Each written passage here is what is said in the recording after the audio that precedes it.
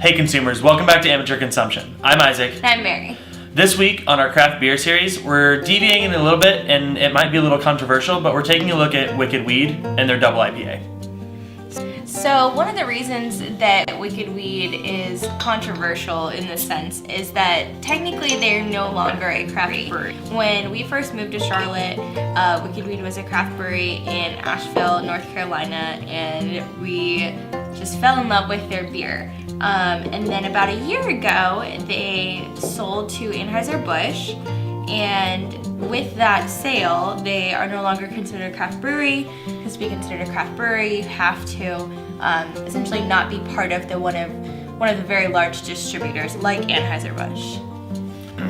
Another reason this might be controversial is the craft brewing scene is a pretty tight-knit group, and they see Wicked Weed as kind of abandoning them.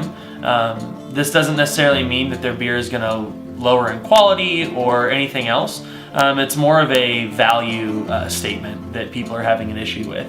I still find Pernicious and Freak of Nature, the double IPA, to be great beers, but there's a moral argument, I guess, to not supporting them.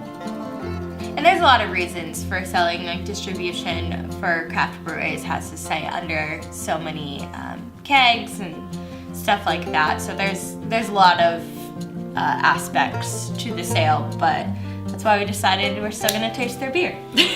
And every sentence that comes out of our mouth explains more and more that we're not experts on this topic. We're probably less than amateurs when it comes to explaining that concept. So for now, we're just going to keep drinking great beer, and that includes Wicked Weed and Freak of Nature. So we can give it a smell? Yep. Man, this is one of my favorite double IPAs, so a little bit of a spoiler alert. Probably going to be rating it high. The smell right off the bat, you can smell the hops, you can smell a little bit of sweetness, you can smell herbs, it's just one of my favorite beers. It's so good. It has a very complex but smooth smell, and I feel like I don't normally describe a smell as smooth. Yeah. But I would here. But it just seems perfectly balanced. Yeah. Perfectly balanced. You give it a taste? Absolutely.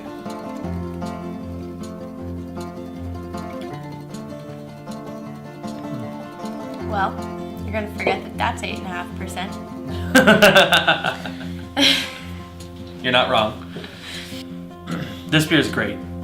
It comes into your mouth and you get sweet notes, you get bitter flavors on the tongue. I don't understand how they put it all into one beer, how they can make it that diverse in terms of flavor profile in the same drink. I don't understand. So sometimes I find double IPAs to be a little bit too sweet or a little bit too strong. And I think this one really strikes a nice balance of that. It doesn't taste too strong. As I mentioned, it actually tastes lighter than it is. So I really enjoy that aspect of this. And one thing I noticed is that we had previously reviewed Triple C's Baby Maker, which is Triple C's double IPA, and both Freak of Nature and Baby Maker both fall in that around 8.5% alcohol, and I think for me that's a sweet spot of the alcohol percentage with a double IPA. So what do you think about a rating for this beer? What do you think I'm gonna rate this beer? I think you're gonna rate it like a 9 or 10. Yeah, this beer for me is a 9 out of 10. It doesn't get much better. I've drank it enough now. When I first drank it, I think it was a 10 out of 10, but my palate has expanded since then, and I've drank more beers, and so it's not a once-in-a-lifetime beer anymore for me, but I think that's just because I'm local and privileged enough to be able to drink it nearly as often as I want. So it's kind of fallen down a little bit, but only to like 9.9 out of 10. This is a great beer. If you love hops, if you love beer, you have to get this, have to try it. It's remarkable. I would agree with that rating. I think it's maybe not as good for me as it is for you, but I think it's definitely up there for me as well. So we have visited the Wicked Weed tasting room in Asheville. It's a pretty fun, like relaxed atmosphere. They have at least 2 levels. We went to the downstairs level.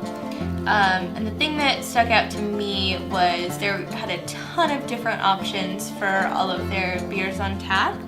And also the staff was really great and was able to give us other recommendations for things in the area too, which I really appreciated. So if you've watched one of our other recent videos, we reviewed a Ghost, which is a sour type of beer. And if you're ever in Asheville and want to take a look at Wicked Weed's offerings, you should look up the Funkatorium. That's one of their spaces that has only sour or experimental beers available. So it's definitely worth a shot. Thanks so much for watching this week's episode of Craft Beer. If you liked it, give it a thumbs up. If you've loved it, subscribe, and we'll see you next week. Get your craft on.